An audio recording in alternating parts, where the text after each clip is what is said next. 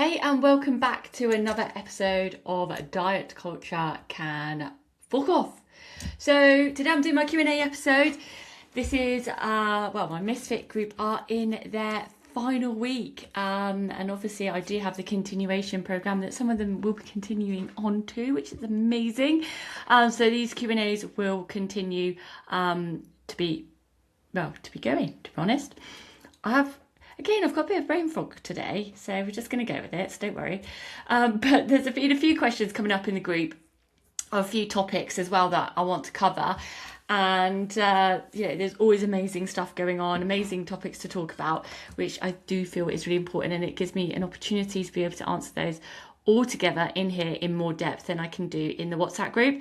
So, this is the kind of stuff that comes up, when you are trying to break those diet culture cycles and really unfuck your relationship with food and your body. So let's get into it, because we've got some good ones today.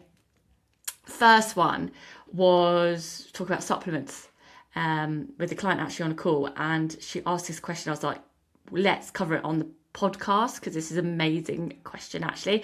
And there's been some more relevant research around this. So I wanted to go away and make sure I had all my understanding correct before answering this on the call. So she asked about, when is it worth taking creatine, or is it worth it at all for general gym goers? So the short answer is yes, it is worth taking. Now, there's been more research around this in 25 and 26, and I want to talk about how it can help specifically for women. So creatine monohydrate is the supplement that we're talking about, and it has a lot of research behind it. It's probably up there with one of the most researched supplements. And creatine monohydrate is actually something that we produce naturally in our bodies, but taking the supplement can just help to boost it that little bit more. So according to the latest research, there is various potential health benefits for women, and that goes beyond performance wise, because we talk about, my understanding of creatine before this was, yes, it helps with your performance, and it helps with your recovery as well. But there's now been a bit more research around this, which I feel is very interesting and very good to us to know. So there is studies that suggest it supports not just muscle strength, as I said, and helps with the performance side of things, but it also helps maintain bone density, which, as we know, as women, as we get older, when estrogen starts to reduce, perimenopause, menopause, that does impact our bone density. So being able to take a supplement that can actually support that and maintain bone density, that's brilliant. And that's exactly what this does. Excuse me. So there's also a bit around the cognitive and mood support as well. So the research is indicating potential improvements for cognitive function, which includes things like enhancing memory, reduction of mental fatigue, and it may assist with mood stability during hormonal fluctuations as well. So obviously going through perimenopause, menopause, it's these things do happen. Your hormones are all over the place. Your mood is affected. So there is research to say that the creatine monohydrate does support that alongside. The energy side of it as well, it plays a role in the cellular energy production, which can help combat fatigue. So again, that kind of not sleeping well, or what's going on during this time, this is all stuff that's gonna really help. So yes, there is much more research to show that creatine monohydrate is really beneficial for women, and that doesn't mean just when you're trying to get PBs or going in the gym and trying to enhance your performance. This is actually a lot around here about your overall health, mental, as we've got the cognitive and mood support, but also the bone and muscle support as well. So definitely worth thinking about. I wouldn't say like it's definitely on my must takes supplements, which I've talked about before, but it is maybe worth a go, and there is a research behind it. What I would say though, they do try to sell you these like upmarket like creatine monohydrates, like I don't know, extra ones. I don't know what they're called. Like, you know, when they're like, well, this one's actually like got a booster, or I don't know, something like that. Don't need any of that. Just get the plain old creatine monohydrate, which is actually quite cheap. The last time I bought it, I haven't bought any for a while, but I might do now after reading the research a bit more. Yeah, something I used to take, and then I just got out of the habit. So after reading a bit more on the research, that might definitely be something I'll be looking into again. So daily usage, like, as what I would say as well, like, be wary that if you are someone that weighs yourself, and you weigh yourself weekly or daily, whatever that may be, that it can like associate with a bit of water retention. So, you know, and it can cause a bit of bloating as well. So if you are someone that's struggling with that, that's something just to consider. Like, if you are worried about the scale weight going up, and you're not in a place where you're not caring about it, and you're understanding that it's water, it could be a bit bloating, or you're feeling like not quite comfortable in your body, then it might be something consider not to take right now until you've worked through those issues. But if you're, if the other I guess the pros outweigh the cons, then definitely look into it. But it doesn't cause like a bulky look that it's often associated with. I know that comes up, but it does cause that little bit of weight, and maybe I don't know if many people have had bloating from it, but it could cause it as well. But mainly the water weight. So I would just bear that in mind. I do apologise. I feel like my last podcast as well, where I just like had a bit of brain fog and kind of get out. Obviously, maybe I need to take this creatine monohydrate and help my cognitive function. So there we go. Anyway, hopefully that helps. But always, I love these questions especially about supplements and what is beneficial and what's not, because it's so confusing out there. And I'd like to put your mind at rest. There was another conversation going on in the group chat, as a few people have been to festivals or had festivals coming up, and that kind of getting back from a festival come down comes up quite often, where you feel drained, your energy levels are down, maybe you've got, I don't know, cold, sore throat from all the singing and screaming. But honestly, it's real, that festival kind of feeling post-festival feeling, I should say, when after you're feeling tired, you're feeling drained, you feel like, because you've been on this like 3-day escapism, which is amazing, but obviously then you come back to reality and it's all a bit much. So what I always suggest to people is be kind to yourself in the week post-festival, and realise that you're getting back into normality. You might need a bit of extra rest, you might need to not push yourself through workouts, but focus on more of the self-care. And those anchor points that I talk about, make sure you have those in place, like grounding meals that make you feel good. Do some, like, maybe it's yoga and light stretches and not heavy workouts, if that's going to be much better for you. But think about, like, as well, this is only short term. You will get over it, you will feel better, but don't push yourself trying to like, oh no, I've got to get straight back into my habits, I've got to push myself through this grueling gym routine, or I've got to go for a run, and I've got to do this and I've got to do that, because you're already exhausted. So just allow yourself to ease back into it. Going for a walk, it could be going for a light run if that feels good for you. Making sure that you're getting your fruit, your veg in, making sure you're getting a decent amount of protein in. All these things will help with the rest and recovery. And that's what's the most important thing. So do give yourself some grace. And also, it's remembering what the festival brought to you. the moments, the memories, the connection. That value is way more important and way more special, because you're not going to look back in 5 years time and remember the days after the festival when you missed your workouts. You're going to remember that festival and those moments, and that's the most important thing. So put it into perspective. That's what I always say. And then I haven't got a very long one today actually, but the last thing I wanted to cover was the motivation dips. Now this comes up quite often, especially this time of year. There's lots going on. Festivals, like I just mentioned, weddings, parties, fates, you name it, graduations.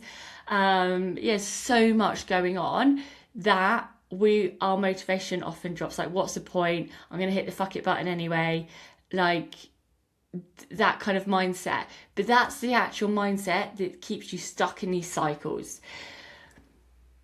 Motivation is a finite resource. Okay, you do not have it all the time, every single day. That's the facts. So relying on motivation alone is always going to set you up to fail. What you need to do is recognize that motivation is finite. It's not always going to be there, and work on the habits, the routines, the structure, the things, like I said, the anchor points. And that's why I bang on about them so much. The anchor points is what really makes a difference. Like, motivation will come and go. And I think the sooner we understand that, the sooner we can let that drop. I don't have motivation every single day. There's some days I'm like, I talk about this, I've got myself into such a habit that, like, I get up, my alarm goes off, my gym stuff is still, to this day, always next to my bed. So I go to gym first thing in the morning, put my gym stuff on, go downstairs, make drinks. Then me and Alex walk to the gym together. It's usually on the way to the gym, I'm like, I don't want to do this today. But I'm already there. I've already got my gym stuff on. I've already ready. I'll go anyway. And I've always felt better afterwards for doing it. But this is why it's so important as well. Anchor points and your plan A's, plan B's, plan C's. Like, what is it that's going to help you get through those moments? Like, is it telling yourself, I'm just going to do 2 of the exercises today. I'm just going to do my favourite exercises today. Or maybe it's like, I'll go to the gym, but I'll just walk on the treadmill and see how I feel. That's the things that you rely on when the motivation drops. Because it's keeping up the habit, and that's keeping up the consistency. The consistency doesn't mean to be doing the same thing every single day, every single week, because that's not realistic. So what do you do when you're busy? What do you do when your motivation drops? What do you do in the times that feel hard?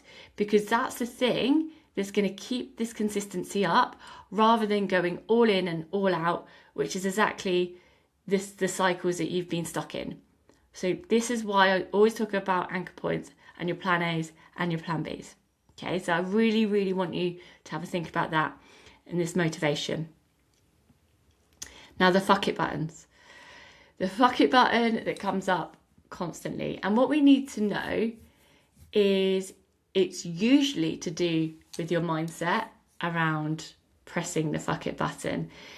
Like, it is like that kind of escapism, like I used just now for the festivals. Like, thinking, well, I've got to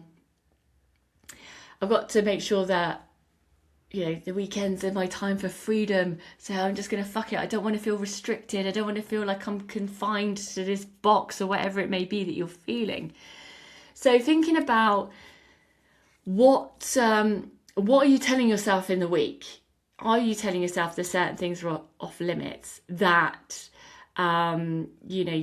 you've been good all week and you deserve it, or it's okay because I'll just start again on Monday, or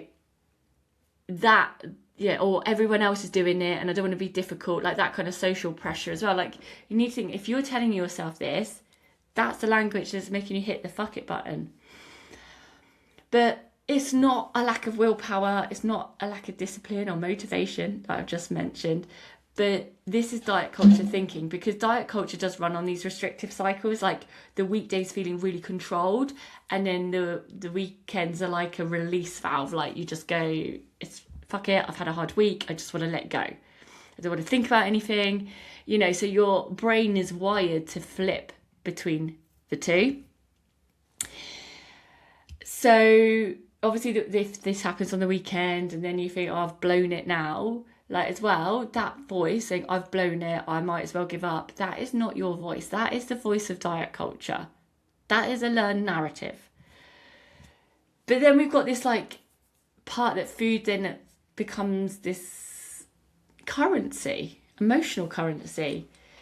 You know, weekend eating is very much often tied to reward. It's tied to that connection, that escapism, as I mentioned. So, of course, there's so much emotionally going on.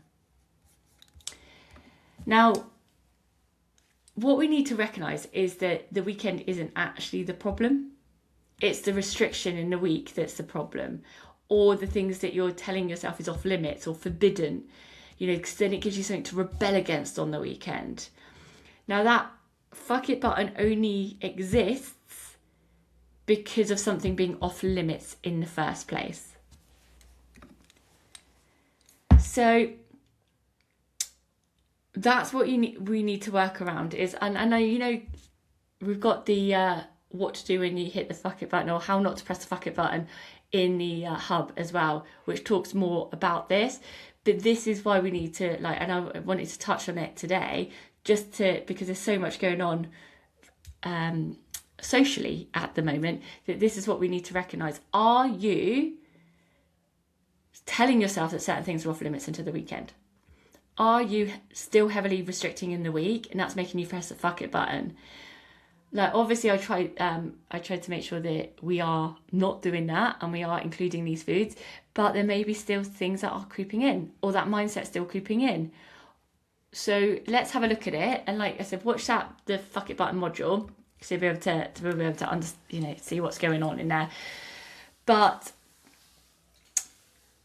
it is an emotional response. Okay, it might be that you're dysregulated. It might be that, you know, you've had a stressful week and it's a stress relief. It might be exhaustion. It might be anticipating the week ahead or things to come. You know, it's a nervous system support that's going on. So once we can understand that, that's when we can start breaking it down. And I know I've got some tools in the module. So go and check those out. So that's available for both group and one-to-one, the fuck it button, because that's the thing that's going to stop the cycle. Now, hopefully I've covered everything here today. Sometimes we just need to give ourselves a bit of a kick and be like, things got busy, I've dropped off, or, you know, I've my motivation's dropped. But what are you actually doing for yourself? Are you giving up on yourself? Are you thinking, I need to, you know, I haven't been able to do everything perfect, so I'm not doing anything at all? Because that's exactly what we talk about here, that all or nothing approach. And that's exactly why you keep going around the cycles. But you have the power to change that. But the first thing is to start recognising what habits have started to show up again. What kind of thinking has started to show up again? Am I going back into that all or nothing mindset? Have I let go of knowing that I can do things in a more flexible way and it doesn't need to be perfect? Because showing up is showing up, and you can do that imperfectly. I do every single day, I can tell you. It's imperfectly showing up every single day. But that's what's moving forward is, and that's what getting consistent is. And it's letting go of things, of thinking that you need to be perfect every single day and every single week. So this is your little kick up the arse, because I love it. We need it every now and again, and we need to hear that you do not need to be perfect. But hiding away, going into old patterns and not leaning into the support that you have is it's not the way forward. That's what I'm trying to say. Lean in. You've got the support. It's okay if you're not being perfect. It's okay if you hid away for a bit. It's okay that you felt shitty after your motivation dropped or a weekend away. It's okay to feel guilty, but sit with that, be aware of it, and be like, well, no, actually, I need to take control and make decisions on how I can break that habit pattern, how I can work through that mindset, because it's normal for them to show up. How you challenge it, how you start to respond to it, that is what makes the difference. Oh, hope that I felt good after that. I gave myself a little pep talk there, I think. So I hope that helped. Now, Misfit Club, I'm for those that obviously just coming up to the end of the 6 weeks, we've got our Misfit Collective. That is the continuation program. And if you are listening to this and you're not actually part of Empower or Misfit, then I'll put the link below. Next Misfit Club is starting on the 6th of July. The waitlist is open. Join if you're feeling like you're missing out, because I'd love to have you on board. Now, let's go and get that fire up our asses.